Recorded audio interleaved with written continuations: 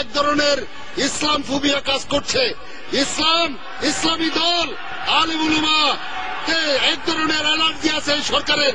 বিগত 5ই মে শাপলা চত্বরে হেফাজত ইসলামের শান্তিপূর্ণ কর্মসূচিতে নারকীয় গণহত্যা চালিয়ে সরকার ইসলাম ও ইসলামপন্থীদের বিরুদ্ধে সরাসরি যুদ্ধ ঘোষণা করেছে।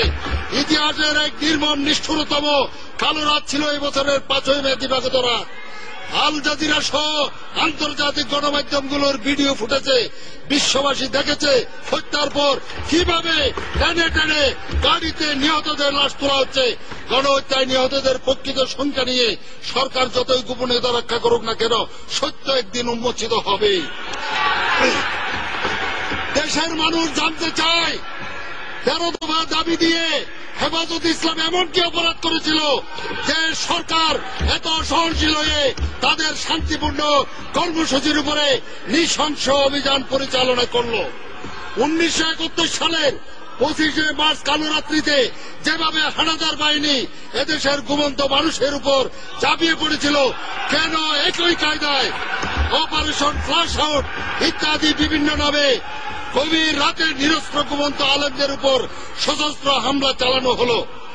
কেন অভিযান চলাকালীন বিদ্যুৎ সরবরাহ বন্ধ করে যুদ্ধ ঘোষণার মতো ব্ল্যাকআউট করা হলো? মহানবী সাল্লাল্লাহু আলাইহি ওয়াসাল্লামকে অবমাননাকারী ব্লগারদের নেতৃত্বে শাহবাগে তথাকথিত গণজাগরণ মঞ্চের আয়োজকরা সরকারের অনুমতি ছাড়া মাসের পর মাস রাজধানীর একটি গুরুত্বপূর্ণ এলাকায় অবস্থানের মাধ্যমে অবরুদ্ধ করে রাখে।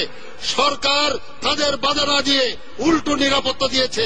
অথচ সংবিধানে আল্লাহর উপর আস্থা ও বিশ্বাস পুনঃপ্রতিষ্ঠা, রাসূল করিম সাল্লাল্লাহু আলাইহি ওয়াসাল্লামকে অবমাননাকারীদের শাস্তি সহ 13 দফা দাবি আদায়ের জন্য দেশের আলেম উলামা ও ধর্মপ্রাণ মুসল্লিদের নিয়ে হেফাজতে ইসলামের সমাবেশের মানুষগুলোকে একটি রাতের জন্য থাকতে দেওয়া হলো না কেন?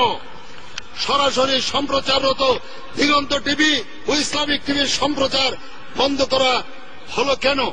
কেন হেফাজত নেতাদের উপর ছাপ সৃষ্টি করে হতাহতদের প্রকৃত তথ্য প্রকাশ করতে দেওয়া হচ্ছে না?